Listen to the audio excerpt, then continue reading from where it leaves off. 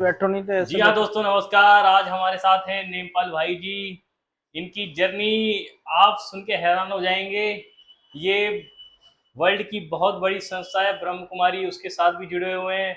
साथ साथ इन्होंने बहुत कम उम्र में अपना एक खुद का बिजनेस स्टार्ट कर दिया था।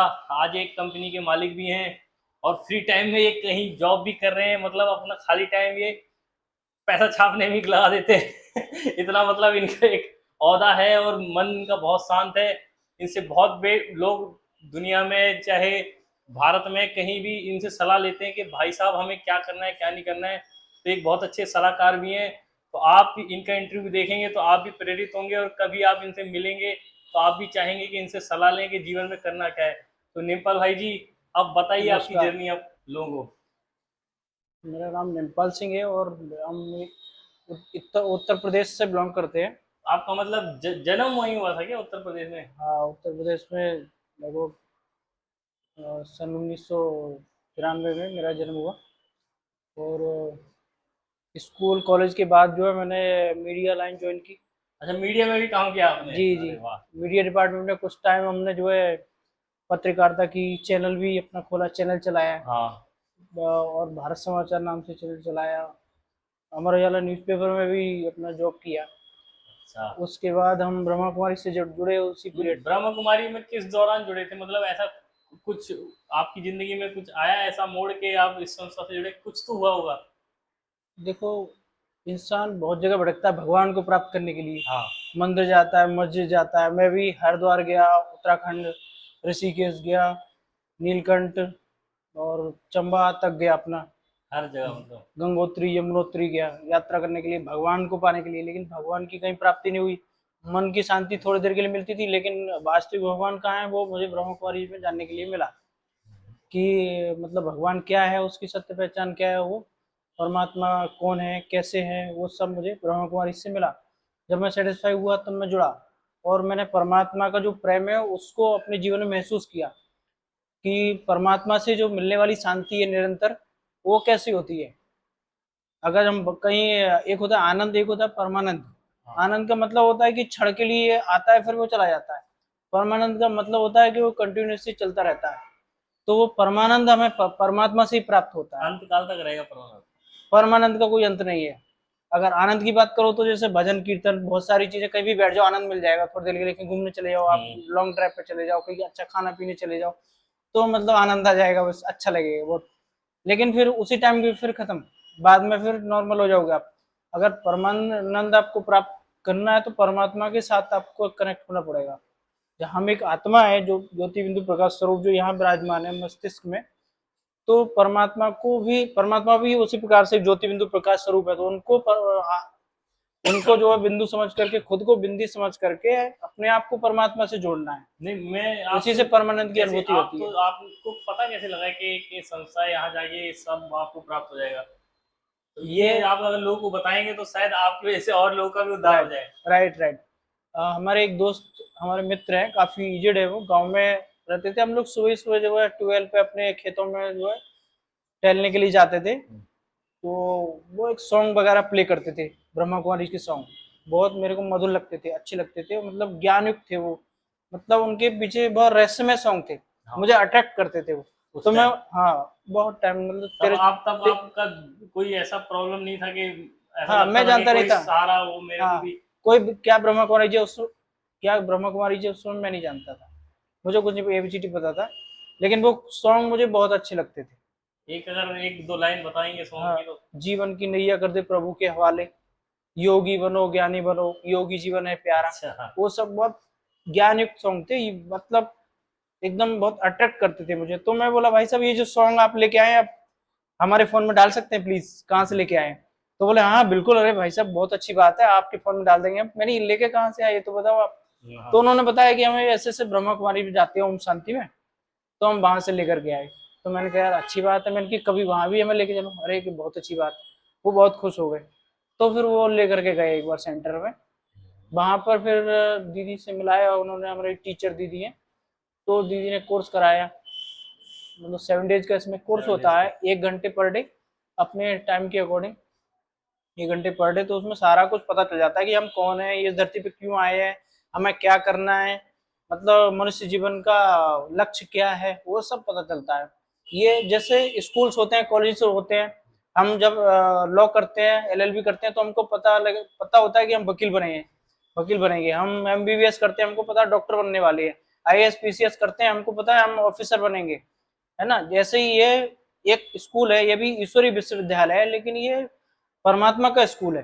तो इसमें जो है पढ़ाई, परमात्मा अगर पढ़ाएगा तो सोचो कुछ अलग ही पढ़ाएगा। मतलब ये तो मनुष्य हिंदू देवता बनने की पढ़ाई परमात्मा पढ़ाते हैं हिंदू इसमें। मुस्लिम सिख ईसाई इस धर्म से भी अलग है ये। इसमें कोई धर्म नहीं होता, हम्म, है ना। इसमें ना कोई एज होती है, इसमें बूढ़े से लेकर जवान तक सब पढ़ सकते हैं, बच्चे से लेकर बूढ़े तक, है ना, सब सब पढ़ सकते हैं। ये भी जैसे बहुत सारे कॉलेज स्कूल है, ये भी एक ईश्वरीय विश्वविद्यालय है और बड़े स्पिरिचुअल यूनिवर्सिटी है ब्रह्म तो कुमारी। इसमें पूजा किसकी की जाती है? इसमें एक्चुअली पूजा नहीं की जाती, इसमें परमात्मा के साथ ध्यान लगाया जाता है। एक ज्योति में तो प्रकाश स्वरूप आप देखेंगे मेरे ऊपर, अगर शायद चित्र दिख जाए आपको, हाँ। एक पॉइंट ऑफ लाइट, अपने को आत्मा समझना है, परमात्मा से कनेक्शन जोड़ना। अच्छा। हाँ वो है। तो उससे क्या है, परमात्मा ज्ञान का सागर है, सुख का सागर है, आनंद का सागर है, प्रेम का सागर है, शक्तियों का भंडार है। देखो हम जिसका संग करेंगे वैसा हमें रंग लगेगा। हाँ। तो परमात्मा के पास गुणों का भंडार है, शक्तियों का भंडार है। उनके साथ अगर हम आत्मा को कनेक्ट करेंगे तो वो गुण हमारे अंदर ऑटोमेटिकली आते चले जाएंगे। चले जाएंगे। तो ये रीजन है कि हम परमात्मा से जुड़ते हैं, हम पूजा आराधना मानते हैं, लेकिन हम याद परमात्मा को करते हैं। हाँ, ऐसा लेकिन नहीं। ये कब चालू हुआ था ये संस्था, इसके बारे में कुछ डिटेल में बता पाओगे क्या?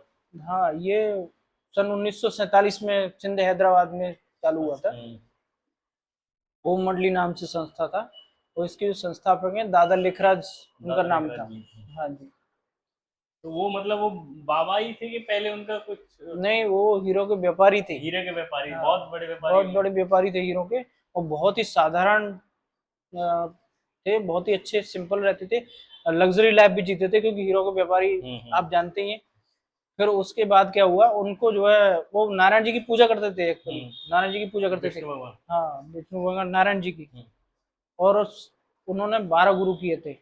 12 गुरु। हाँ, उनको भगवान को खोजने की, भगवान पूजा करने की, नई जानने की जिज्ञासा लगी रहती थी।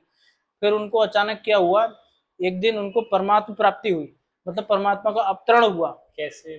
मतलब वो एक 12वें गुरु थे, तो सत्संग हो रहा था, आंगन में बैठे हुए थे अपने घर के, सब लोग बैठे हुए थे, वो भी बैठे हुए थे। तो अचानक उनको कभी भी वो सत्संग से उठ के नहीं जाते थे बीच में, लेकिन उस दिन क्या हुआ, अचानक से वो सत्संग से उठ के चले गए। तो उनके गुरु को बहुत अजीब लगा कि अरे इनको क्या हो गया आज, कैसे चले गए उठ के ये। तो बाद में फिर क्या हुआ, एक अंधेरे एक कमरे में गए बाबा दादा लेखराज जी, तो एक रेड कलर का प्रकाश आया वहां पर, और उनके जो है मस्तिष्क में आकर के मतलब चमकने लगा, पूरा पूरा कमरा रेड लाइट से भर गया। तो उनकी जो छोटी बहू थी, बेटे की बहू, उन्होंने जाकर देखा, तो वहां ध्वनि उनके मुख से हो रही थी, निजानंद स्वरूपम शिवोहम शिवोहम, मतलब जो आनंद का स्वरूप है वो मैं हूं, मैं हूं। आनंद स्वरूपम शिवोहम शिवोहम, शांति स्वरूपम शिवोहम शिवोहम। इस तरीके से मतलब 2-3 उनके वाक्य उच्चार है। फिर वो थोड़ी देर के बाद बाबा जो नॉर्मल हो गए, और वो भी आ गई, वहां पे बैठ गई। तो फिर बाद में बाबा उधर आके बैठे, सत्संग खत्म हुआ, उनके गुरु ने उनको बुलाया कि अरे आप उठ के कैसे चले गए। तो उन्होंने कहा गुरुजी मुझे खुद नहीं पता इसके बारे में कि मैं क्यों उठ कर चला गया। तो एक बार तो उन्हें पता नहीं चला कि परमात्मा का अवतरण हुआ मेरे अंदर। फिर बाद में क्या हुआ, एक दिन खुद उनको साक्षात्कार हुआ कि वो विष्णु हैं, वही खुद श्री कृष्ण बनने वाले हैं, विष्णु। फिर भी उन्हें एक तरफ फिर विनाश का साक्षात्कार हुआ, एक तरफ विष्णु चतुर्भुज का साक्षात्कार हुआ कि ऐसा ऐसा जो जिसकी तुम पूजा करते हो वो तुम ही हो। फिर परमात्मा ने सब कुछ, उनको विजन क्लियर हो गया ना, तो फिर उनके द्वारा उनको हर चीज से फिर वैराग्य आ गया। तो जो संस्था थी ना, उनका मतलब जो बिजनेस था, वो बिजनेस उन्होंने अपने जो पार्टनर थे उनको पूरा सौंप दिया, पूरा सौंप दिया। उसके बाद क्या हुआ कि उन्होंने ब्रह्मा कुमारी को जो ओम मंडली नाम से स्थापना की, और कुछ थोड़े ही लोग मतलब जुड़े हुए थे। फिर धीरे धीरे धीरे जो है संस्था स्टेब्लिश हुई, परमात्मा के विश्वविद्यालय। उसके बाद ये लोग माउंट आबू आए। माउंट आबू पहले कुछ था कि इनके आने के बाद ही सब वहाँ बना? हल्का फुल्का मतलब आप जानती हो, पेड़ पहाड़ पौधे ऐसा नहीं, ही था। मेरा मतलब कि उस हाँ, संस्था कुछ भी वाली कुछ नहीं, नहीं वहाँ था, जाके इन्होंने पूरा। कुछ नहीं था। तो वो लोग आए कराची से यहाँ पर, कराची पाकिस्तान। और ये शिव बाबा बोलते हैं ना, शिव बाबा की पूजा करते हैं तो शिव शंकर ही हुए वो। नहीं नहीं नहीं, शिव का मतलब है निराकार ज्योति बिंदु प्रकाश स्वरूप। शंकर जी का मतलब है आकारी देवता। हाँ, शिव मतलब सारे संसार के पिता, देव आत्माओं के पिता, धर्म आत्माओं के पिता, पाप आत्माओं के पिता, पुण्य आत्माओं के पिता, मनुष्य आत्माओं के पिता, वो सब है। देव आत्मा अलग है, परमात्मा अलग है, और शंकर जी अलग हैं, शिव अलग है। शिव अर्थात ज्योति बिंदु प्रकाश स्वरूप। शंकर मतलब हमारी तुम्हारी तरह शरीरधारी देवी देवता, उनकी पूजा करते हैं शिव को। इसलिए हम सोचते हैं ना, शिव की पूजा, जो शिवलिंग होता है वो परमात्मा का ज्योति बिंदु प्रकाश स्वरूप का यादगार है, जो भारत के कोने कोने में पूजा की जाती है। क्योंकि एक बिंदी की पूजा हम कैसे करें, तो इसे शिव का लिंग बनाते हैं, उस पर हम जल चढ़ाते हैं, उनकी पूजा करते हैं, फल फ्रूट चढ़ाते हैं, जो भी हमारी मन्नत होती है वो करते हैं। लेकिन वास्तव में परमात्मा को जानता नहीं है, वो सब पूजा करते हैं उनको शंकर जी समझ करके, लेकिन वास्तव में वो शंकर जी नहीं है, वो शिव परमात्मा है, ज्योति बिंदु प्रकाश स्वरूप। वो तो आप आसानी से किसी को दिखेगी नहीं, और ज्योति बिंदु। हाँ, वो सिर्फ देखो, जैसे हवा को हम देख नहीं सकते, खुशबू को हम देख नहीं सकते, उसी प्रकार से परमात्मा को इन नेत्रों से हम नहीं देख सकते, उनको महसूस किया जा सकता है। खाली महसूस करना माना, जब आपका मेडिटेशन होना शुरू हो जाएगा, जब आप योग लगाना शुरू कर देंगे परमात्मा के साथ, तो आपको खुद पता चल जाएगा कि भगवान क्या है, ईश्वर क्या है। आप मतलब इतनी शांति आपको मिलेगी कि मतलब आप घंटों तक बैठे रहेंगे, आपको पता नहीं चलेगा कि हम कैसे बैठे हैं, क्या कर रहे हैं। एकदम डिटेच हो जाएंगे, घंटों तक बैठे रहेंगे, फिर आपको पता चलेगा मैं इतने घंटे बैठ लिया, यकीन ही नहीं हो रहा। मतलब एक मिरेकल जैसा हो जाएगा, जैसा मेरे साथ हुआ। बहुत सारी चीजों को मैंने प्रैक्टिकल की किया है। मैं एक दो महीने माउंट आबू में रहा, बाबा के घर में सेवाएं की, सौभाग्य मिला। तो वहां पर क्या हुआ, मैंने बाबा को एक बार बोला, परमात्मा पिता को, मैं मेडिटेशन रूम में, वहां बहुत बड़ा असीम शांति की वहां अनुभूति होती है। तो मेरे को उसमें लगभग 200 समथिंग, हाँ 200 समथिंग लोग उसमें बैठ जाते हैं। बहुत बड़ा क्लासरूम है, इसमें 25,000 लोगों का जो हॉल है ना, तो उसमें बिना पिलर का है वो, 25,000 लोग उसमें बैठ जाते हैं। बिना पिलर गिरेगा नहीं वो। नहीं, बिना पिलर का है, मतलब दाएं बाएं हैं, बीच में कोई पिलर नहीं है।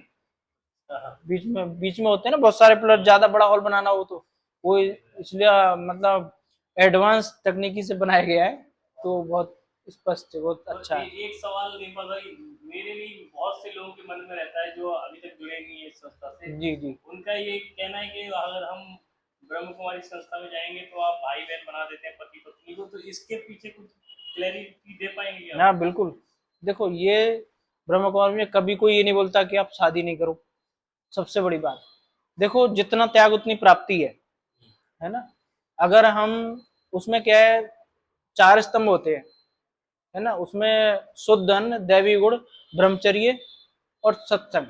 सत्संग मतलब अच्छे बातें सुनना, अच्छे लोगों के साथ जाना, अच्छी बातें करना, वो सब हो गया सत्संग।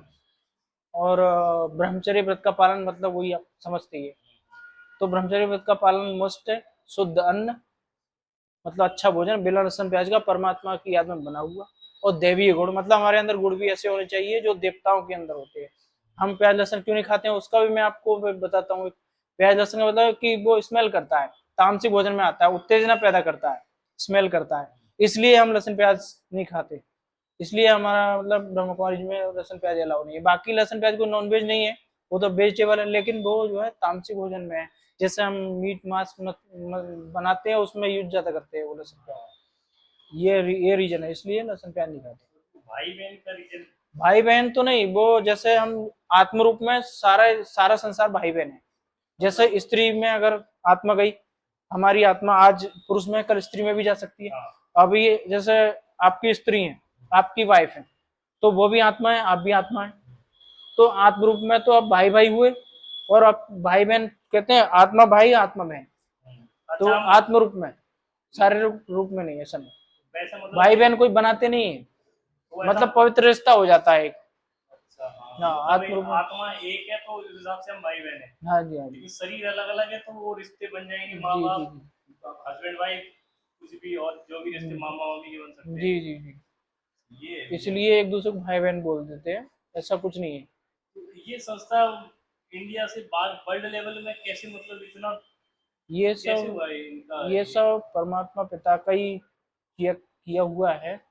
सभी दादियों के द्वारा सेवाएं कराई, बड़े बड़े वो सीनियर भाई लोग थे, बहुत कोई गवर्नमेंट सर्वेंट भी थे, उन्होंने अपना जॉब छोड़ छोड़ के सेवाएं दी, समर्पित हो गए। मतलब जिसको परमात्मा पिता का साक्षात्कार होता गया, जिनको परमात्मा मिलते गए, जिन लोगों ने भगवान को पहचान लिया, उन्होंने अपना, किसी ने जॉब, किसी ने बिजनेस छोड़ छोड़ के इसमें जुड़े और इंटरनेशनल लेवल पर सेवाएं की और स्टेब्लिश किया, परमात्मा के ज्ञान को फैलाया, इस तरीके से फैली।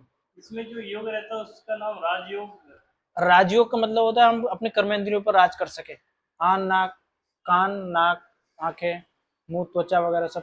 मतलब अभी हमारी इंद्रियां क्या है, घोड़े की जैसी हैं, कहीं भी भागती रहती हैं, रोक नहीं सकते हम, कुछ भी सोचते हैं। लेकिन अगर आप राजयोग मेडिटेशन करेंगे तो आपकी जो बुद्धि है, विवेक अच्छा काम करेगा, है ना, आप सही निर्णय ले पाएंगे, आपका जो मन है वो शांत रहेगा, है ना, और अच्छे वाइब्स आएंगे, पॉजिटिव विचार आएंगे।